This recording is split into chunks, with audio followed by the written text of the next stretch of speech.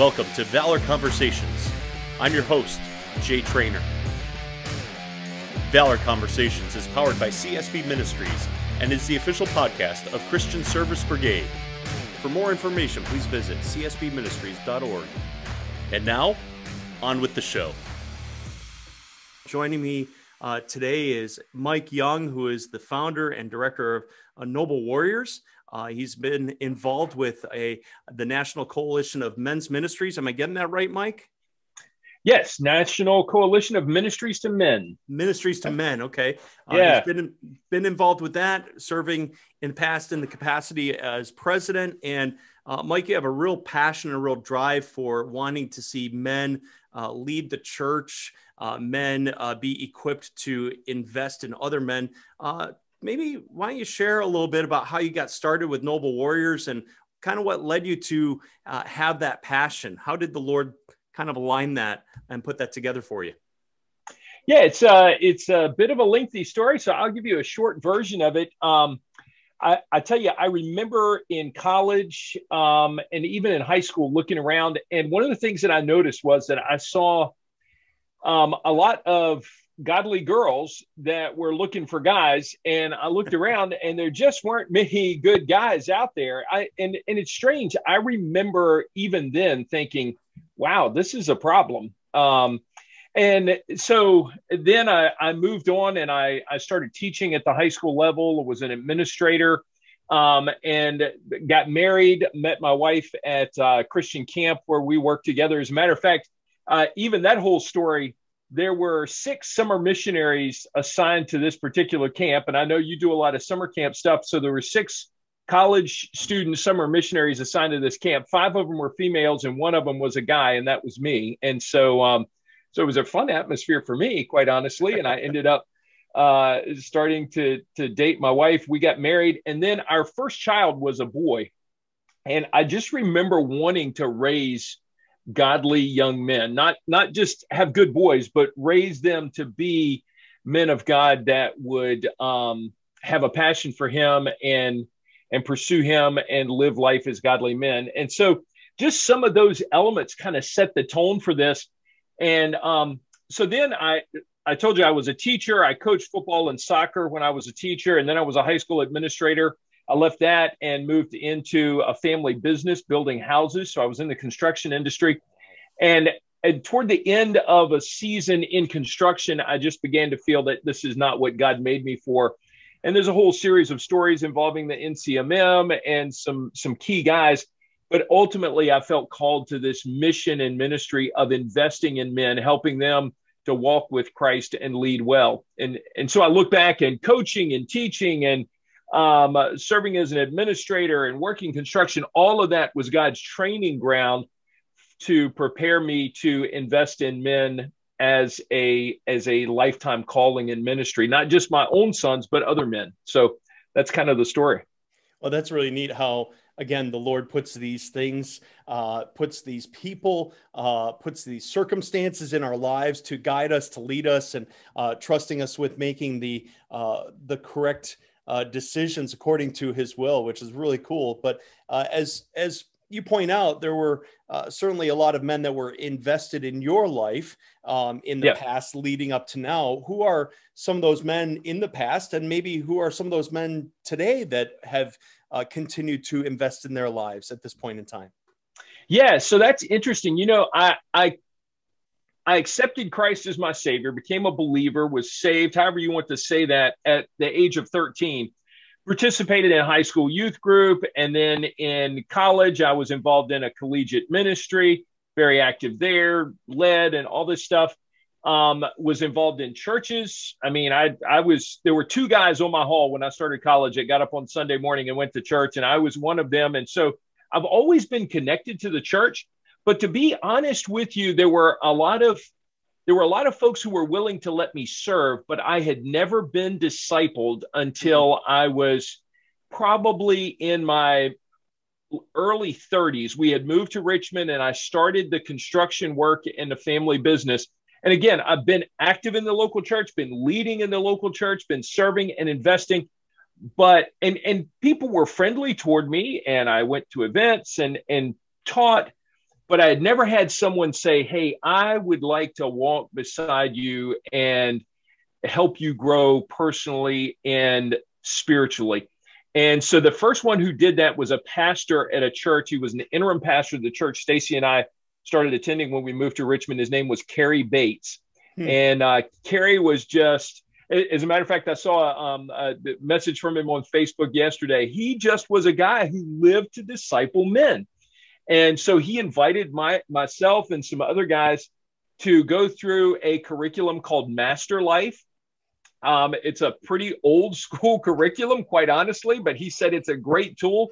And so I went through this whole series of Master Life books, learning how to really have a productive quiet time and memorize scripture, apply scripture to my life, learned how to witness to others. And so I tell everyone that, there are so many folks sitting in the church today who claim Christ, but have never been adequately discipled to know what it means to truly walk with him and live that out, and then be able to turn around and invest in someone else.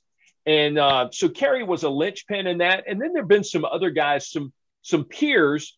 I tell you, there are missing in my life right now, and I'm working on this, some seasoned men who are still pouring into me. I've had a couple of guys that I've walked with for a period of time, but for whatever reason, they've moved on. And so I'm hungry still. And I think this is part of what God does for us. The project of us, him working on us, is never finished. And so I am still looking. As a matter of fact, I reached out to a guy, a Christian counselor yesterday. We're going to meet later this week because I said to him, hey, there's some changes going on in my life and ministry, and I need some wisdom from somebody like you. And so we're going to meet on Thursday. And so I'm still seeking and looking for those seasoned men who are a couple steps further down the trail that are going to invest in me. Now, I've got a group of guys that I meet with on Friday morning that are my peers. And so we are kind of iron sharpening iron. When do you give a kid a cell phone? How do you teach a kid how to drive? What do you do with finances and marriage? And, we're dealing with those things that we're all going through right now. And so that's a group of peers that we're sharpening each other. And I also invest in a lot of young men. And so we need all of those. We need the guy who's investing in us. We need to invest in others. And then we need to have some guys who are just kind of challenging us and sharpening us as we go along. Wise guys, I call them, who are going to invest in our lives and share their wisdom with us. That's one of the things I appreciated in partnering with you at one of the former conferences down in Richmond that you hosted. Yeah.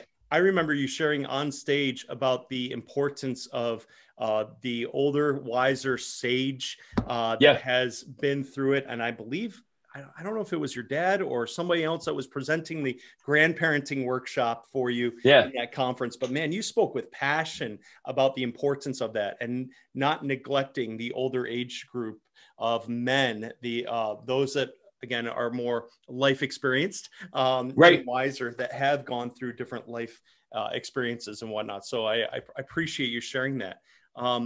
You talk about your ministry, you talk about the investment, and I know you're called to invest in men, and that has been very clear in terms of even partnering with you outside of Christian Service Brigade and whatnot with what I'm doing now. But how did God really prepare you to lead this ministry in present tense COVID-19? I'm really interested to hear what sort of changes you guys have had to make with Noble Warriors in the midst of the COVID-19 dynamics and whatnot.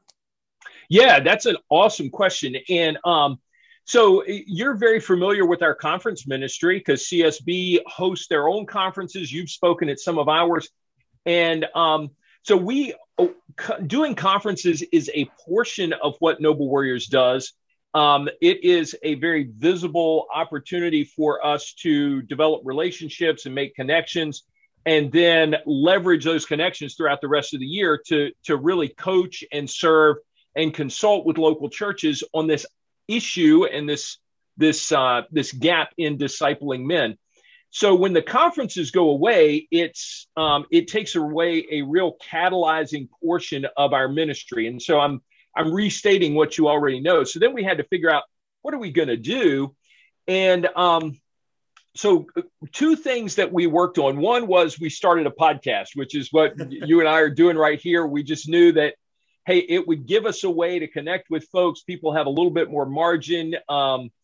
And so we started doing a podcast. We're up to like episode 60 or something like that with the Noble Man podcast. And, you know, some episodes are better than others. And but we're having a great time with it and getting some cool responses. And I've never, to be quite honest with you, I've never felt like Noble Warriors had to be a national ministry, a global ministry, or anything like that. Just, man, I want to serve faithful men. When I think about 2 Timothy 2:2, I'm looking for the faithful men who will teach others also. So you can have a huge amount of impact by truly investing in a small number of guys, but they have to be the right guys.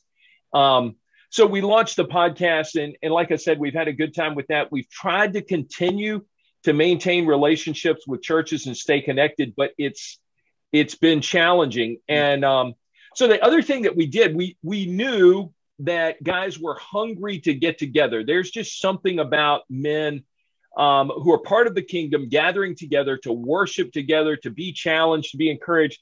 But man, corralling everyone into a sanctuary, trying to do even something on a small scale was just not going to happen.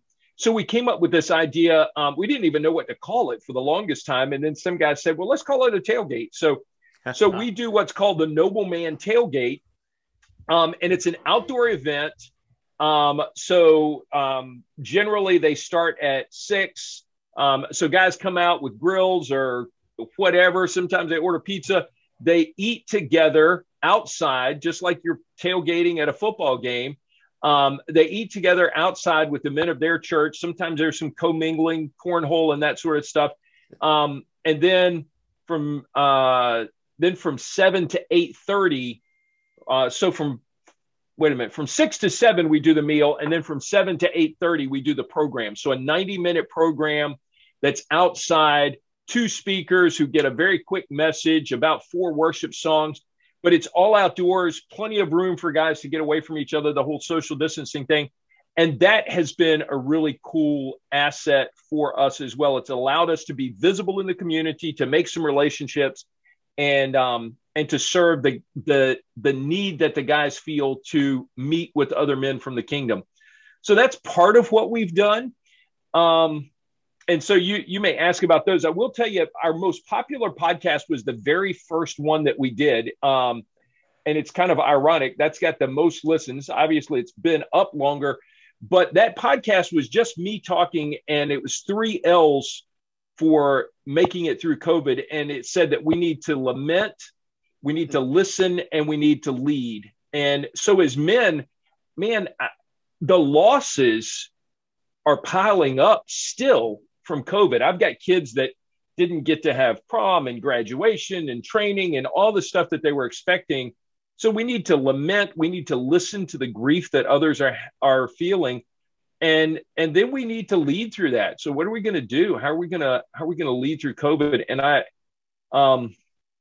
as men, not just as ministry leaders, but as men, we've got to work to navigate through this goofy season in a healthy way so that we can lead others through it. Quite honestly, we need help doing that. We need to help and encourage each other with that. So I may have given you more than you wanted there, but that's some reaction to what's going on with COVID for us. Absolutely. I mean, we've all had to have those pivot points, right? For ministry endeavors and also personally. Talking about leadership, one of your 3 L's for that initial podcast, to lead. We talk about the importance of leading within family. And you have 3 sons, you have a daughter. Right. How have you been intentional in discipling them, spending time with them? And maybe talk about how has COVID changed any of your approach with that too? Wow, that's interesting. So part of what my experience personally was, I knew that I wanted to be very intentional as a dad. And so I was blessed by that. Before when Stacy and I got married, we actually visited a friend of hers from college who was a couple years older than I was. They've been married for a little bit longer, and he pointed me to a book called Point Man by Steve Farrar, How a Man Can Lead His Family. And so I just absorbed that book and began to understand what leadership and intentionality looked like. So that was another way that I was discipled, through a book written by Steve Farrar. And then maybe the first or second Father's Day after our first son was born, Tim, Stacy found a book called Raising a Modern Day Knight by Robert Lewis. And so that, again, just kind of fueled this whole idea of intentionality. What are you doing with your time? How are you spending your time? And so those resources, along with my own upbringing, my dad, by God's grace, invested well in me. He's not a learned man. He's not, he couldn't articulate what God had him doing, but man, I was beside him all the time, working on projects, building things, exploring. And so I saw him be very intentional with me. So I was intentional with our kids, with the time that we spent together working on projects. One quick story, like I love woodworking. And so before our kids were born, man, I built furniture, the bed that we sleep in, the big armoire, the table that we eat from. I built furniture all the time. But as my sons got old enough to come into the garage, man, I started working for them. I haven't finished a project, I don't think, in years, because it was, Daddy, can I have a nail for this? Daddy, can you cut this off right here? Daddy, can you do this? And so I was investing in them, knowing that if I'm willing to be patient with them, they will begin to love these things, and they will begin to explore creativity, and they will begin to work on things. And so we did a lot of that. And like right now, my son that just graduated from Virginia Tech built his bed. He's down in Alabama right now, and so he built his bed. He's got all kinds of carpenter's tools. And then my son that's at NC State, he rebuilt 3 automatic transmissions while he was home for out of the F-150s. The boys started buying and selling trucks that had transmission issues. And so I just look at that, and I know some of their capacity to do that came because they hung out in the garage. And I just love that. But in those moments came lots of spiritual conversations. And so folks often talk about quality time versus quantity time, and they want the quality moments.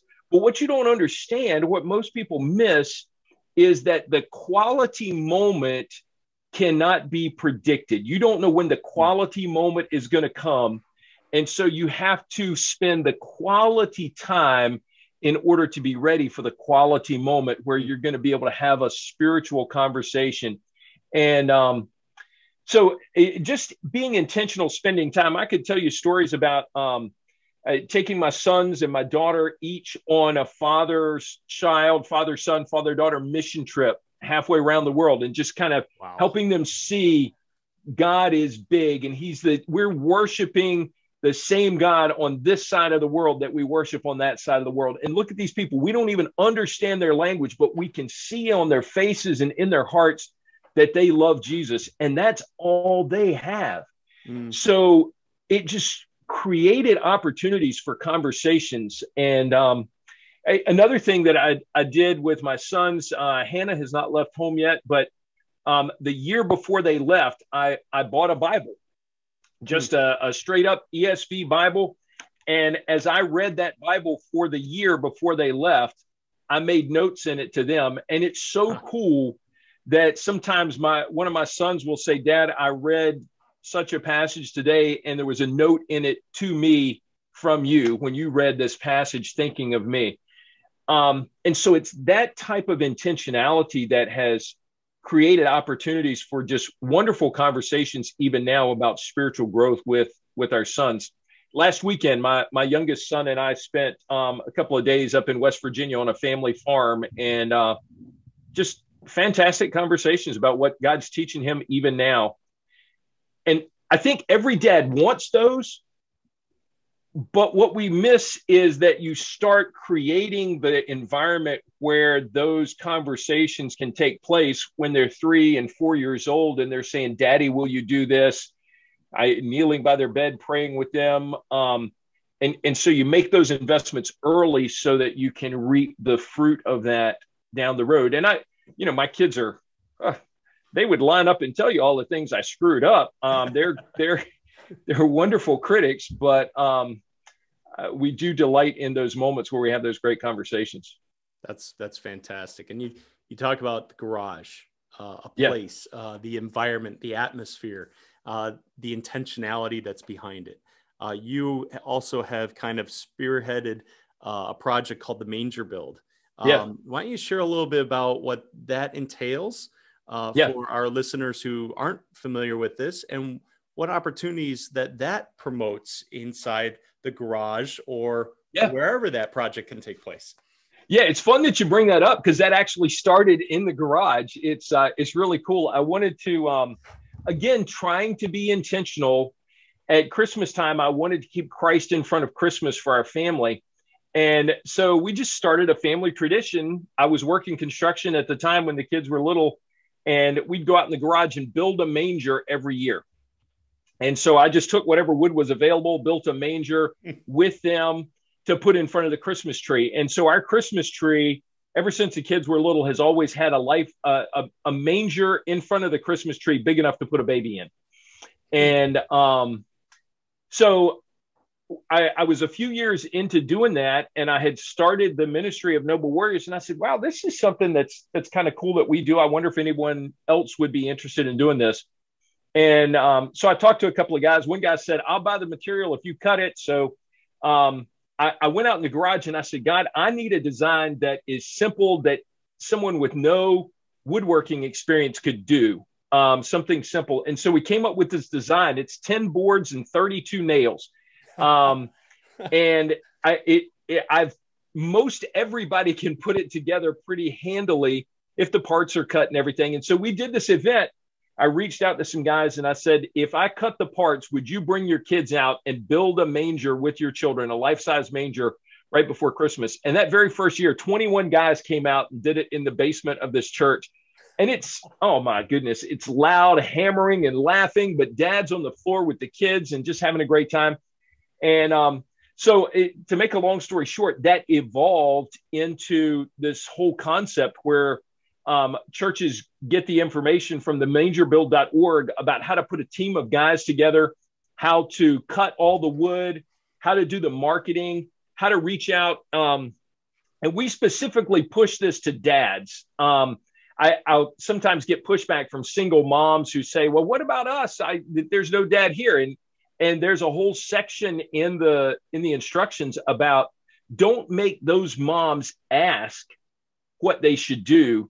You sit down, pray through, identify, and reach out to those moms and say, we will have guys here to build a manger with your kids. And the reason, I'll just tell you straight up, you can appreciate this. The reason we don't let mom come in and build the manger with the kids is because if we let a legitimate single mom where their dad's not available come in, then Frank will want to be in a deer stand on that particular morning, and he'll wimp out on it and make his wife go and build the manger. And we cannot give guys that out. If the kids are going to do it, then dad needs to come and be there. And so we kind of put some pressure on them to step up and be engaged. But then, so building the manger is just one part of it. Then there's a whole series of devotions that follow up and they're all hands-on stuff because we want dads to be the spiritual leaders of the household. And then we actually we took that concept and shrunk it. So because a lot of guys said, well, I would love to do this, but I can't cut the material and my church is not going to do it. So we do a mini manger that they can buy from us that has all the parts, the nails and the information. And then the devotions are simple things like, hide and seek with Jesus. So you mom and dad take the small manger, put a baby in it and go hide it somewhere in the house. And then read the scripture about the wise men looking for the baby Jesus and finding him under a great light. So turn off all the lights in the house, hide the manger, give the kids a flashlight, and let them go looking for the manger with the baby in it somewhere in the house, but dress them up like shepherds or something goofy like that. So it's just turns into a bunch of fun, but it creates opportunities to share spiritual truth and God's word with your family, for dads to lead in that and to keep Christ in front of Christmas. So it's just one way to be intentional as a dad. That's awesome. That's awesome. I love the concept of the manger build, even at home, the mini one that you're talking about, and how families can get involved, and the nature of the single parent situation, single mom situation, which is most single parent situations anyway. But here you have a church, an opportunity for men of that church to kind of adopt a family, right? And adopt the kids in that family and have some intergenerational mingling and mentorship and discipleship take place. Absolutely. A key element. As we begin to wrap up our conversation, I want to talk about legacy. And you're in your 50s, and you're kind of approaching thinking about retirement. I don't know what your thoughts are about that. I'm in my early 40s, and I'm not there yet by any stretch of the imagination, but you have adult kids. What does legacy mean to you? What sort of legacy do you want to pass on to your kids? What sort of legacy do you want to pass on with Noble Warriors and other ministry endeavors? Wow, big question. So it is. For me personally, our first grandchild was born in March. Now, my oldest son, Tim, and his wife, he's in the Army and he's stationed in Hawaii. So that little fellow by the name of Owen is a long way from us, but we did get to go out and see him and hold him. And so part of the legacy is being able to pray for him. I'm not going to get to see him much for a while. And so I can pray for him. I can encourage him. I can invest in him from a distance. But what's most significant, a lot of folks said, what was the coolest thing about going to see your grandson? And I said, it was really cool to see Owen, but what's the most fun is watching Tim be a dad.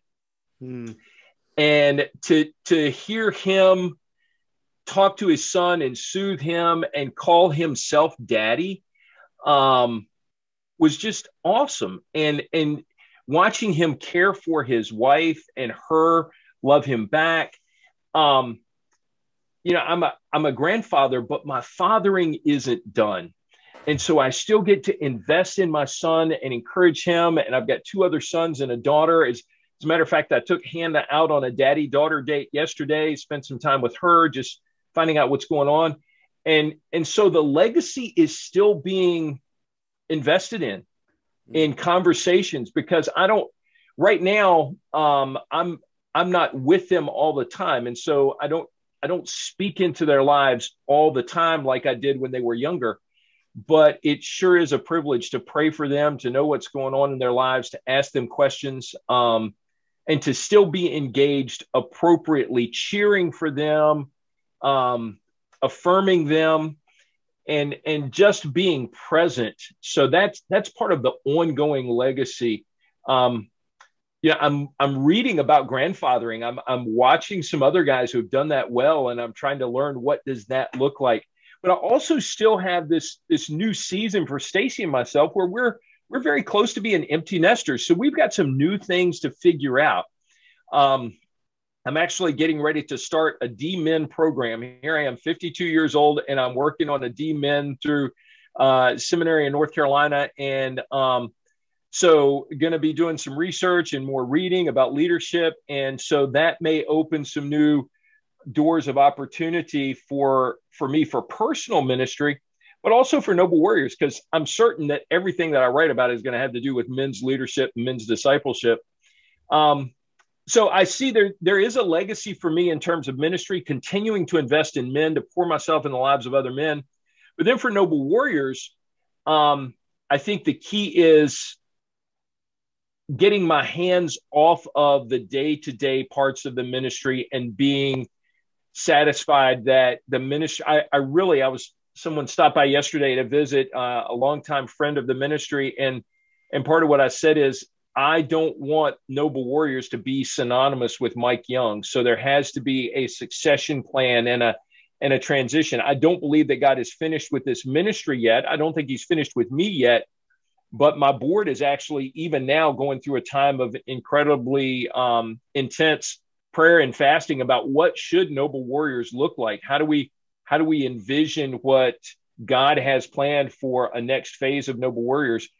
And so I'm just thankful there's some other people involved in seeking to hear God's voice on that. And so we're learning. We're trying to hear and understand what does this look like. But I'll tell you, and you know this, the amount of work and ministry opportunity in this realm is overwhelming. I mean, we're at a point in our culture where it's gotten worse. There are folks out there who don't even know what a man is. And we're arguing about that. And so, man, if there was ever a time for us to become champions for true biblical masculinity that follows the model of Jesus Christ, not macho guy that's hoorah and fast and furious all the time, and not soft, wimpy Brett girl Jesus either.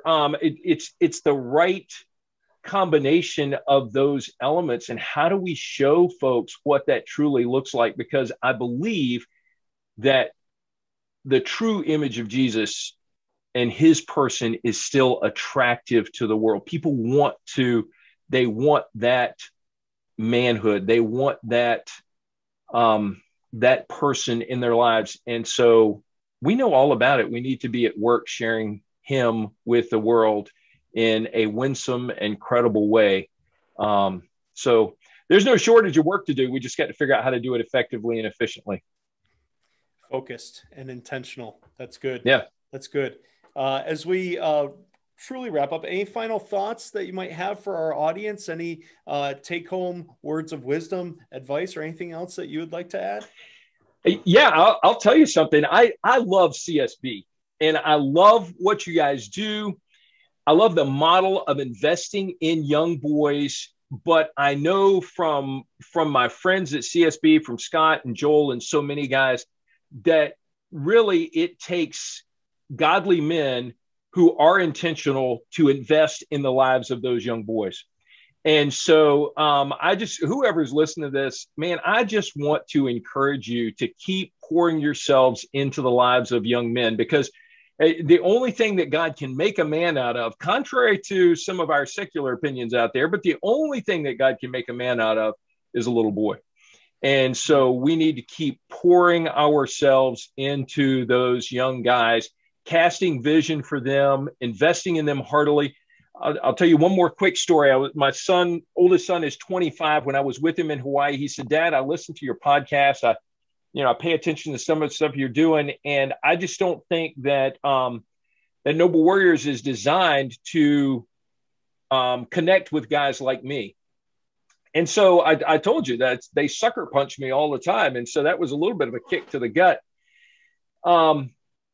But I backed off and I listened and I thought for a bit, and I said, "You know what, Tim, I think you are exactly right. And I don't think Noble Warriors, if we were to target 25-year-old young men like yourself, we would have to be a very different ministry." And so I think part of what we're supposed to do is invest in men like me and encourage, equip, challenge them to be intentional in having personal relationships with young men like you, because it's that relationship that produces real ministry. Ministry does not happen outside of the context of relationship.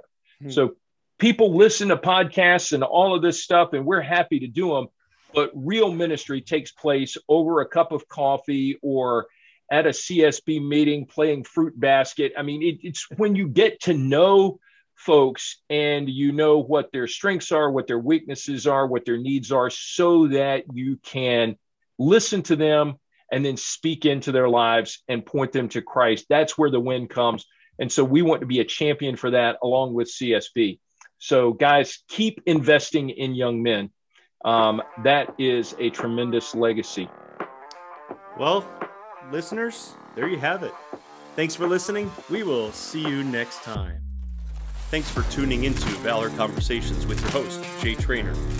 Valor Conversations is powered by CSB Ministries and is the official podcast of Christian Service Brigade. For more information, please visit csbministries.org.